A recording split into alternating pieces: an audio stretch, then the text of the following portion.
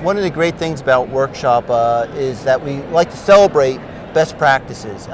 This year we have the School Leader Award winner with us from Union City. With us is Mike Cerrone, who's the principal of Emerson Middle School, and Joanna Castiello from Washington School Supervisor. Supervisor. So they had a great program. I was really impressed with. Mike, why don't you start to tell us what the program is? So this program, there's actually two programs that we're getting the award for today. One is our hydroponics lab, which is a soilless lab where kids grow fruits and vegetables, herbs and spices using only water and electronic systems that they use to regulate the pH in the water, the balance of the nutrients. And then we also have a community garden, which is your traditional outdoor garden, which Charles Webster, our Director of Grants and Innovative Programming, who is here with us today accepting this award, kind of got started for us. He got us the funding for it, and he was the brainchild behind it. So the two gardens together have been really successful for the community and for the school. And Joanna, Mike's relatively new to the district. When he came on board, you kind of like challenged him with this program? So Mike and I have been working in the district for almost like 15, 16 years. Okay. And when he initially became principal at Emerson School, I came to him with the idea of having a garden. I wanted him to bring something beautiful to the school and to have a different initiative for the district. And I had initially mentioned that to him.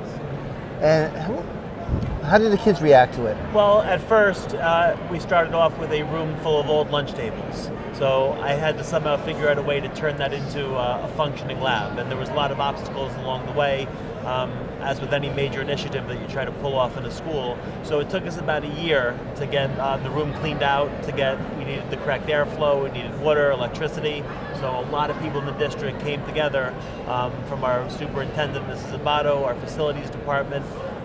They all came together to kind of help us out and to put this lab together. And then once we had a space that could handle a lab, the next thing was to get one built. So during that whole year and a half, we were in this planning phase, so people kind of had to buy into the idea of having this lab to begin with. Then we contracted with New York Sunworks, which is a great company. They were very helpful. They helped us do a feasibility study. They helped us design a lab that would fit our needs and our space and service the maximum number of kids that we could, bring into the program, which at that time we didn't know what the interest level was exactly or how many kids would stick with it. So we took a gamble, and I think it paid off because today the program is serving almost 100 kids per year. 100? Yeah, in 6th, 7th, 8th grade, and we've expanded now to both a during the day STEM program and an after school program. It started off as an after school club basically, and now it's expanded because the interest has risen throughout the years. So is it, they do it during the day now too? It's one of the classes? Yeah. What class is it? So they do it during their science class, and we don't really have lab periods or blocks for science yet. So we kind of creatively worked in a way to have two teachers, Laura Kushner and Hilda Ventura, one who speaks English and one who speaks Spanish, in the lab. So it does service our whole population. It's open to all students, whether they're bilingual, special needs, honor students, doesn't matter. Everybody's welcome in the program, and you don't have to know anything about growing plants or hydroponic soil or hydroponic or soil growing. We teach you everything from the ground up. So the interest level has been high, and the kids have been sustained in the program. They tend to come back the next year and stick with it. So it's a positive program. And maybe you can answer this. For those people who don't know, what's the demographics of Union City? It's a pretty 98% Hispanic. 98% Hispanic, right? Yes. And it's like 1 square mile. It's one of the most densely populated communities in New Jersey. Yeah, depending on whether you do cities, towns, or both, it's always in the top 2 or 3 most densely populated places in New Jersey. So we have a lot of need. We have the community has a need, and I think one of the most impactful things about the program has been where all this food is going. When you're producing 50 pounds of food a month, what happens to it?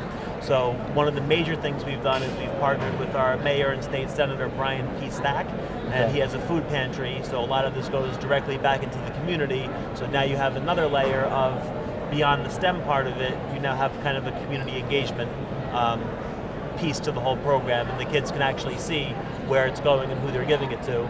And that's in addition to the kids in our school who have a need, who bring Right. the food home, once they harvest it. Wow. So what's the next steps after this? Well, there's a few things that we're thinking of. We want to expand the community garden into more of a student-centered space, almost like a student sanctuary or lounge, like we have at Union City High School. Our space isn't as big or as beautiful yet, but we're trying to get there. We have a beautification plan in place. The students have started doing a mural. Charles Webster has brought in everything from mulch to planters to things to just make it kind of like an outdoor classroom space, at least in the spring and fall. So that's part of it. We're also looking into expanding our STEM offerings in general. We're starting to get into engineering as part of our hydroponics program, so the kids are engineering their own NFT systems. They are building things at home. We're looking to expand that now into where they can build it with 3D printers, with materials that we're providing them in the building. So we're looking to really bridge our engineering and our hydroponics program together. One of the other things that I'm just now in the kind of exploratory phase of is a urban fish farm. So we're looking into that. Wow. And some districts will connect that to a hydroponics lab. Facility-wise, we're probably looking at a separate thing right now, but eventually they could work off of each other. Really? And then the science becomes very interesting. Wow. And over my head. We're actually developing a hydroponics lab in our school this year. Your school. And additional schools in the district are including the hydroponics In lab. Washington, is that elementary? We're in elementary school K to 6. And there's also another school that is getting a rooftop garden installed as well. That's a veterans school. Wow. Well, I know space is tight in Union Yes, City, so yeah. the rooftops are used quite a bit. So I want to congratulate the Union City School District and Joanna and Mike. That's a very impressive program, and you can see why it won the School Leader Award.